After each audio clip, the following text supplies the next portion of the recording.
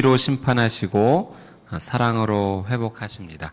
우리 17절 말씀을 같이 한번 읽어보겠습니다. 2장 17절 시작. 너희가 말로 여호와를 괴롭게 하고도 우리가 어떻게 그분을 피곤하게 했습니까? 하는구나. 너희는 악을 행하는 사람마다 여호와께서 좋게 보시고 그분께서 기뻐하신다라고 말하며 공의의 하나님께서 어디 계시냐라고 말한다. 유다 백성들의 또 다른 잘못 한 가지를 말씀하시는데, 그것은 입으로 말로 하나님 앞에 범죄하는 것에 대해서 하나님께서 언급을 하세요. 어떻게 하나님 앞에 범죄하는가? 말로써 하나님에 대한 불신앙을 드러내는 거죠. 입술로서 그 하나님의 계획과 하나님의 위대하심과 하나님의 그 놀라운 능력을 의심하는 겁니다. 이렇게 얘기했어요. 말로 여호와를 괴롭게 하면서도 우리가 언제 그랬습니까? 그러면서 어떤 이야기를 했냐면, 악을 행하는 사람마다 여호와께서 좋게 보시고 그분께서 기뻐하신다. 하나님께서 악을 행하는 자를 기뻐하십니까? 그렇지 않으시죠. 그런데 이 당시에 하나님을 그렇게 생각하는 거예요. 왜? 악을 행하는 자가 심판받지 않는 것을 보면서 하나님께서 이 악을 행하는 자를 기뻐하시네 라고 생각을 했던 것입니다. 악을 행하는 자를 하나님께서 속히 심판하지 않으신 이유가 무엇일까요? 다른 이유가 아닙니다. 사랑의 이유예요. 기회를 주신 거예요. 그런데 그 하나님의 사랑과 기회를 주시는 은혜를 오해한 거예요. 악을 행해도 죄를 받지 않는구나. 심판이 지연되는 것은 하나님의 공의가 사라진 것이 아니라 하나님께서 안타까움으로 기회와 은혜를 주시고자 하는 것인데, 그것을 오해하고 하나님에 대해서 오히려 입술로 범죄했다라고 하는 사실이죠. 공의의 하나님께서 어디 계시냐, 하나님이 계시기는 한 것이냐라는 입술의 죄악을 범했던 것입니다. 요즘 이 하나님을 향한 불신앙의 죄가 입술로 얼마나 많이 선포가 되고 있습니까? 하나님의 그 놀라운 사랑과 우리를 향한 기다려주시는 은혜를 우리는 생각해야 될 것인데, 오히려 하나님을 향해 우리는 우리의 입술로 범죄함을 멈추지 않고 있어요. 우리는 오늘 이 하루를 살아가면서 다시 한번 우리의 삶을 되돌아보고 다짐해야 될 것입니다. 혹시나 내 마음속에, 내 입술의 표현 속에 하나님의 은혜를 오해하고 하나님의 계획을 믿지 못하고 오히려 범죄하는 모습은 있지 않는가. 요즘 우리나라가 이 기독교, 크리스찬, 교회에 대해서 굉장히 냉소적이고 또 비판적이고, 물론 우리 크리스찬들이 하나님 앞에 올바로 서 있어야 될 모습이 있는데 그렇지 못한 것도 있는 것이 사실입니다. 그런 부분에 있어서는 하나님을 믿는 우리들이 더 하나님 앞에 올바로 서야 되겠죠. 그러나 그것을 뛰어넘어서 하나님 자체를 의심하고 또 하나님 앞에서 대항해 일어나는 것은 옳지 않은 모습이에요. 그래서 저희가 이 나라 이민족을 위해 기도할 때마다, 하나님, 이민족이 하나님 앞에 입술로 범죄치 않게 해 주십시오. 하나님께서 기다려주시고 사랑의 은혜를 주시는 것에 대해서 오히려 하나님을 의심하고 하나님 앞에 대적하는 일이 없게 해 주십시오 라고 기도해야 될 것입니다. 오늘 나의 입술이 하나님 앞에 거룩하여지고 또 우리가 중보함으로 이 사회와 나라 민족이 하나님 앞에 거룩하게 되기를 주님의 이름으로 축복합니다. 그래서 우리는, 하나님을 믿는 우리는 우리의 입술을 통해서 하나님을 향한 의심과 비방과 나쁜 잘못된 말이 아닌 오히려 감사와 은혜를 선포하는 그런 하루가 되어야 할 것입니다.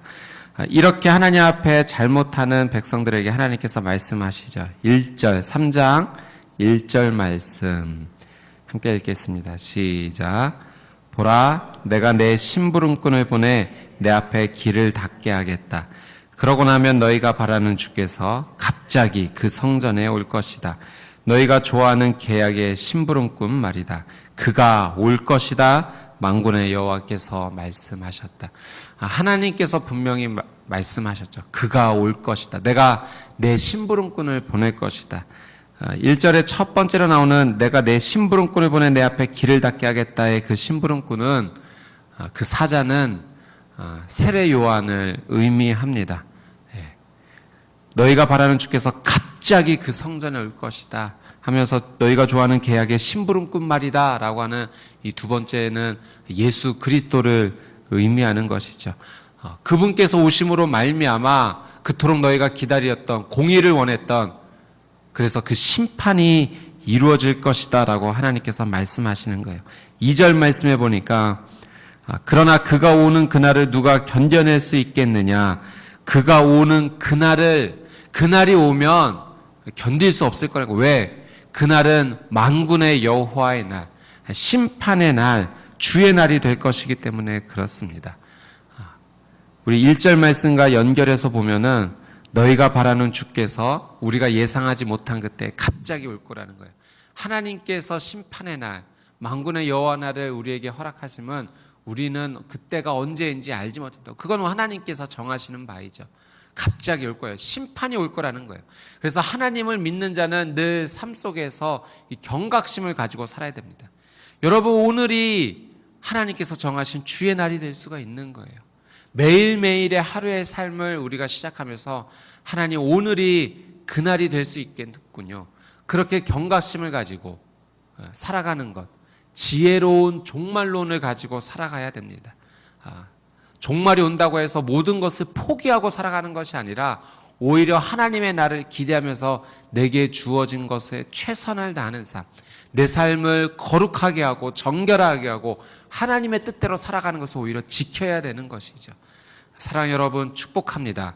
오늘이 주의 날이라고 생각하는 그 거룩한 지혜 앞에서 오히려 하나님의 말씀 앞에 온전히 서고 거룩하고 주의 뜻대로 순종하는 축복의 날이 되시기를 주님의 이름으로 축복합니다. 그날이 오면 어떤 일이 벌어지는가? 2절 말씀에 이렇게 표현되고 있어요. 그는 금을 재련하는 사람의 불 같고 세탁하는 사람의 비누 같을 것이다. 예수 그리스도의 오심으로 말미암아 하나님의 심판이 임함으로 말미암아 연단이 있을 것이고 또 정결하고 성결하게 되는 일이 있을 거라는 거죠. 사랑하는 여러분, 신랑이 오음을 미리 알고 준비하는 지혜로운, 기름을 준비하는 지혜로운 여인에게 신랑이 오면 기쁨입니다. 그러나 신랑이 올 것을 알았지만 준비하지 못한 자에게 신랑이 왔다라는 것은 기쁨입니까? 당혹이죠. 당황입니다. 마찬가지예요. 예수 그리스도의 오심을 준비하는 자의 삶을 사는 지혜로운 자에게는 예수님이 오시는 그날이 기쁨의 날이 되는 거예요. 그러나 하나님 앞에 온전하게 살지 못하고 죄를 회개하지 못하고 죄 가운데 살아가는 자에게는 그날이 당혹의 날이 될 것입니다. 예수 그리스도의 오심으로 말미암아 양과 염소가 나눠지게 될 거예요. 깨끗하게 하실 것입니다. 그 심판을 통하여 어떤 자들은 연단을 갖게 될 것이고 또 예수 그리스도의 오심을 준비하는 자에게는 오히려 더 정결하고 성결하게 되는 날이 될 것입니다. 오늘은 여러분 어떤 날이 여러분에게 되겠습니까? 하나님, 오늘이 예수 그리스도의 오심을 준비하는 지혜의 날, 거룩한 날, 기쁨의 날이 되게 해 주십시오. 그렇게 하루하루를 주님 앞에 예배함으로 드리며 올려나갈 때 우리의 삶은 세상에 줄 수 없는 그 놀라운 은혜를 맛보게 될 것입니다. 3절 말씀 같이 한번 읽어보겠습니다. 시작. 그가 은을 재련해 순은을 만드는 사람처럼 앉아서 레위 자손들을 깨끗하게 할 것이다. 그가 금과 음처럼 그들을 재련하면 그들이 여호와께 의로 예물을 드리게 될 것이다. 말라기 이전의 말씀에 레위 사람들이 하나님 앞에 범죄한 것에 대해서 하나님께서 안타까워하며 말씀하셨죠. 제사장들이 올바로 서 있어야 되는데 올바로 서 있지 못했어요. 율법을 전하고 하나님의 거룩한 뜻을 전해야 될 사람이 그런 삶을 살지 못한 것에 대해서 하나님께서 말씀하셨어요. 그러나 주의 날이 오게 될 때 다시 한번 정결하고 성결하게 되고 연단되는 그날이 올 때 레위 자손들을 회복시켜 주시겠다는 거예요. 곧 그것은 우리를 회복시켜 주시겠다는 하나님의 약속의 말씀입니다. 그들이 깨끗하게 되면 이전처럼 하나님 앞에 온전한 삶을 드리게 될 것이다. 어떻게? 4절 말씀 같이 한번 읽어보겠습니다. 4절 시작. 그러면 유다와 예루살렘의 제물들이 예전처럼 곧 옛날처럼 여호와께서 기뻐하실 만한 것이 될 것이다. 아멘. 하나님의 회복으로 말미암아 참된 예배가 다시 일어선다는 거예요. 여러분 축복합니다. 오늘 이 하루의 삶이, 여러분의 삶이 하나님 앞에 참된 예배가 되기를 주님의 이름으로 축복합니다. 하나님께서 기뻐 받으실 만한 예배의 삶, 내가 하나님 앞에 정결하고 거룩한 마음을 드리며 나갈 때 하나님께서 그것을 기쁘시게 받아주시는 그 예배, 그것은 내 노력으로 이루어지는 거 아니에요. 예수 그리스도의 그 놀라운 은혜로 시작이 되는 것입니다. 오늘도 십자가의 은혜, 그 보혈을 의지하면서 하나님 앞에 정결하고 거룩한 삶, 기쁨의 삶, 순종의 삶을 드리시게 되기를 주님의 이름으로 축복합니다. 예수 그리스도 그분을 통하지 않고서는 우리가 참된 예배를 드릴 수가 없어요. 왜? 예수 그리스도 그분의 오심으로 말미암아 그분이 우리의 대제사장이 되어 주시죠. 대제사장이 되어 주실 뿐만 아니라 그분이 우리를 대신해서 거룩한 희생제물이 되어 주셨어요. 예수 그리스도의 피, 보혈을 의지 않고서는 우리는 정결하게 될 수 없고 깨끗하게 될 수 없습니다. 오늘도 예수님을 찾는 하루, 그분께 가까이 머무는 하루, 그분의 은혜를 통하여 하나님 앞에 나가는 하루, 오직 예수 그리스도 그분을 붙잡는 복된 하루가 되시기를 주님의 이름으로 축복합니다. 아멘. 5절 말씀 같이 한번 읽어보도록 하겠습니다. 시작. 그러므로 내가 심판하기 위해 너희에게 가까이 나아가겠다. 마법사들, 간음하는 사람들, 거짓 증거하는 사람들, 그리고 일꾼의 품삯을 착취하고 과부와 고아를 압제하고 이방 사람의 권리를 박탈하면서도 나를 경외하지 않는 사람들에 대해 즉시 증인이 되겠다. 만군의 여호와께서 말씀하셨다. 하나님께서 죄의 목록에 대해서 말씀해 주세요. 이런 것들이 우리의 마음 가운데, 삶 가운데 남아있다면 이 죄뿐만 아니라 하나님께서 싫어하시는 또 다른 죄가 기억나고 생각이 난다면 즉시 회개될 거예요. 죄를 내버려두면 그것은 심판의 이유가 됩니다. 죄를 어떻게 없앨 수 있는가? 좀 전에 우리가 함께 나눴던 것처럼 예수 그리스도를 온전히 의지하는 그 길밖에 없는 거예요. 마법사들, 간음하는 사람들, 거짓 증거하는 사람들, 일꾼의 품삯을 착취하는 사람들, 과부와 고아를 압제하는 사람들, 이방 사람의 권리를 박탈하는 사람들, 하나님을 경외하지 않는 사람들에게 하나님께서 재판장이 되어주시고 심판이 하시겠다라고 말씀하십니다. 우리의 죄에 대해서 돌아보고 하나님 앞에 겸손하게 엎드리는 하루, 또 우리의 가정 가운데 그런 죄가 있지는 않는지, 이 사회야 이 나라 이 민족 가운데 그런 죄가 있지 않는지 마음을 주 앞에 올려드리고 기도하며 가정을 위해, 나라를 위해 기도하는 우리의 삶이 되기를 주님의 이름으로 축복합니다. 6절 말씀 같이 읽겠습니다. 시작. 나 여호와는 변하지 않는다. 그러니 야곱의 자손들아 너희는 멸망하지 않는다. 하나님은 변하지 않으세요. 하나님께서 다시 오시겠다 말씀하셨어요.